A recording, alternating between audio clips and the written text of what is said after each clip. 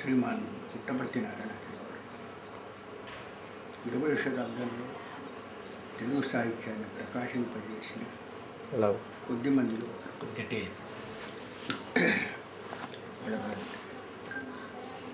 తెలుగు సాహిత్యాన్ని ప్రకాశింపజేసిన విశిష్ట వ్యక్తులలో ఒకరుగా మనం గమనించవచ్చు.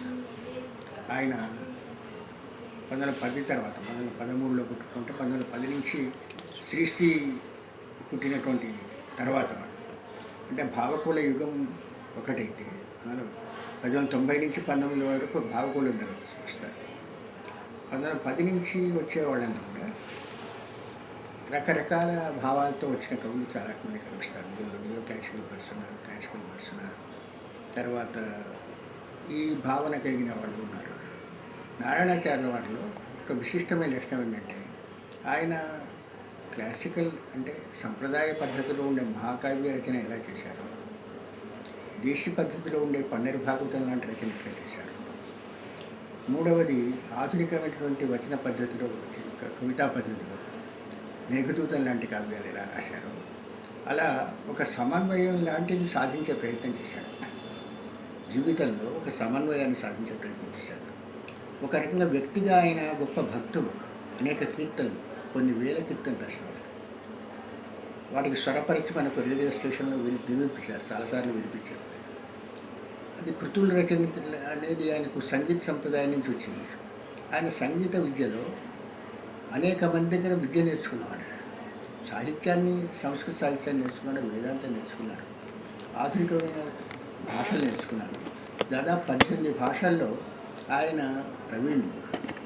ఇంత ఎక్కువ భాషలు తెలిసిన వాళ్ళు భారతదేశ సాహిత్యంలోనే చెప్పుకోదగిన వాళ్ళు చాలా కొద్ది మంది, ఒకళ్ళిద్దరి కంటే ఎక్కువ ఉన్నారు. రాహుల్ సాగర్ లాంటి వాళ్ళు తప్ప ఇంకెవరు ఉన్నారు. ఇంకా ఇతర భాషల నుంచి తెలుగు నుంచి ఇతర భాషలకి అనువాదం కూడా చేశారు. బుద్ధ భగవాన్ అనే పుస్తకం సాహిత్య అకాడమీకి అనువాదం చేసి పెట్టారు. ప్రపంచవ్యాప్తమైన సాహిత్య ప్రపంచంతో ఇంత గాఢమైన పరిచయం ఉన్న వ్యక్తులు తెలుగు సాహిత్యంలో చాలా అరుదని చెప్పారు. తెలుగు సాహిత్యంలో ఆయన ప్రవర్తించిన కాలం పెద్ద పరిణామాలకు హేతువైంది. ఆ పరిణామాల సందర్భంలో అనేక పరిణామాలను కూడా ఏది వదిలిపెట్టకుండా అన్నిటినీ తనలో సమన్వయం చేసుకుని ఒక గొప్ప ప్రయత్నం చేశారు. ఆయన రచనల విషయంలో వస్తే జనప్రియ రామాయణం ఉంది, మేఘదూతం ఉంది, పన్నెరి భాగవతం ఉంది, శ్రీనివాస ప్రబంధం ఉన్నది. ఇవన్నీ చాలా గొప్ప రచనలు. వీటన్నిటిని మించి ఆయన ఇంకొక పని ఏం చేశారంటే శివతాండవం అని చాలా అద్భుతమైన కావ్యం రాశారు. శివతాండవం అనేది సృష్టి యొక్క వికాసానికి, సృష్టి యొక్క పరిణామానికి తాండవ రూపంలో చిదంబరంలో నటరాజు చేసే తాండవమే ఈ సృష్టి యొక్క తత్వముగా ఆధునిక కళా విమర్శకులు వ్యాఖ్యానం చేస్తున్నారు. ఆ సృష్టి యొక్క తత్వాన్ని వ్యాఖ్యానించేటువంటి దాన్ని లయబద్ధంగా సంగీత, సాహిత్య, నృత్య శాస్త్రాల సమన్వయంగా ఒక అద్భుతమైన గేయ కావ్యంగా నిర్మాణం చేశారు. ఒక ఆవేశంలో భవ్య కవితావేశం తిక్కన సౌకర్యాడు, అలాంటి భవ్య కవితావేశంతో దాన్ని నిర్మాణం చేయడం జరిగింది. ఇలాంటి గొప్ప రచన చేసినటువంటి నారాయణాచార్య వారు తర్వాతి కాలంలో వచ్చిన రచనల్లో తన కాలంలో వచ్చినటువంటి సాంస్కృతిక, సాహిత్య ఉద్యమాలలో ఉండేటువంటి అంతఃసారాన్ని తనలో లీనం చేసుకునే ప్రయత్నం చేశాడు. మరొక విశేషం ఏంటంటే మేఘదూతం అనే కావ్యంలో కాళిదాసు మేఘదూతంలో ఒక ప్రియురాలకు సంబంధించిన విరహ విషయం ప్రధానంగా ఉంటే, నారాయణాచార్య వారి మేఘదూతంలో ఒక దేశభక్తుడు జైలు పాలయ్యి తన సందేశాన్ని పంపిస్తూ తన దేశంలో ఉండే ముఖ్యమైన స్థలాలన్నిటి కూడా వర్ణిస్తూ పోవడం, దానిలో ఆయన యొక్క దేశభక్తిని, ఇంకొకటి పేదవారి ఎదురు ఉండే అనురక్తిని, సమాజంలో కావలసిన మార్పుల్ని, వీటన్నిటి సూచించడం జరిగింది.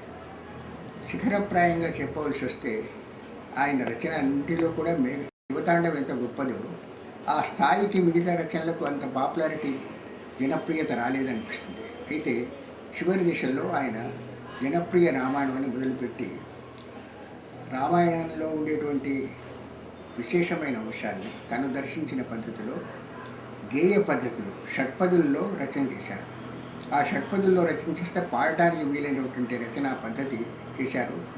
కిష్కింధకాండ మొదలుపెట్టారు, బాలకాండ తర్వాత రాశారు.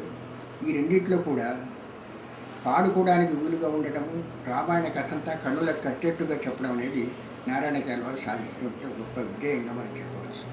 అయితే దీనిలో అనేకమైన పూర్వ రామాయణాల యొక్క ప్రభావం కనిపిస్తుంది, పూర్వ సంస్కృత కావ్యాల యొక్క ప్రభావం కనిపిస్తుంది, శక్తి కనిపిస్తుంది. వీటన్నిటికీ అతీతంగా నారాయణాచార్య వారి యొక్క ప్రతిభ మాత్రం విస్తారంగా జనప్రియ రామాయణంలో దర్శనమిస్తుంది.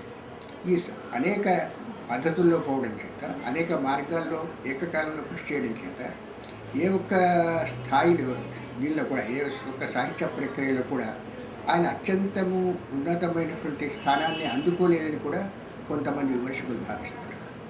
కానీ అది సత్యమైన విషయం అని నేను అనుకోవడం లేదు. ఆయన ఒక రకమైనటువంటి ఇతిహాస నిర్మాతగా తెలుగు సాహిత్యంలో మరవడానికి వీలైనటువంటి స్థానాన్ని సంపాదించారు.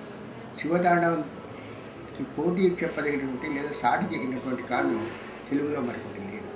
ఈ రెండుటి వల్ల నారాయణాచార్య వారు మన సాహిత్య రంగంలో చిరస్థాయిగా ఆయన యొక్క రచనలు తర్వాత ఎంతకాలమైనా సరే ప్రబంధ నాయకులు లాంటి విమర్శ గ్రంథాల దగ్గర నుంచి అన్నింటిలో కూడా ఆయన యొక్క విశిష్టత, ఒక సృజనాత్మక లక్షణము, ఆయన యొక్క ఒరిజినాలిటీ అది మనకు చాలా స్పష్టంగా కనిపిస్తుంది. దాన్ని మనం దానిలో గ్రహించడానికి వీలుంది. ఇది నారాయణాచార్య వారి యొక్క విశిష్టతగా నేను భావిస్తున్నాను. ఆయన విమర్శ గ్రంథాలకు పోతే విజయనగర సామ్రాజ్య కాలంలోని కావ్యాల మీద ఆయన ప్రత్యేకమైన దృష్టి నిలిపి దాన్ని వ్యాఖ్యానించారు. అది కాక ఆయన మహాభారతం, సంస్కృత మహాభారతాన్ని ఆధారం చేసుకొని ఒక స్వతంత్రమైన విమర్శ గ్రంథాన్ని వెలిగించారు. ఇట్లా ఆయన యొక్క రచనల్లో ప్రాకృతిక సాహిత్యాన్ని గురించినటువంటి వ్యాసాలు కూడా చాలా ప్రధానంగా ఉన్నాయి. తెలుగు సాహిత్యం యొక్క గొప్పతనం చెప్పడం కోసం ఆయన ఎక్కడికి పోయినా సరే ఆ తెలుగు సాహిత్యాన్ని ఇతరులకు పరిచయం చేయడంలో ఆయన గొప్ప రాయబారిగా, సాంస్కృతిక రాయబారి, సాహిత్య రాయబారిగా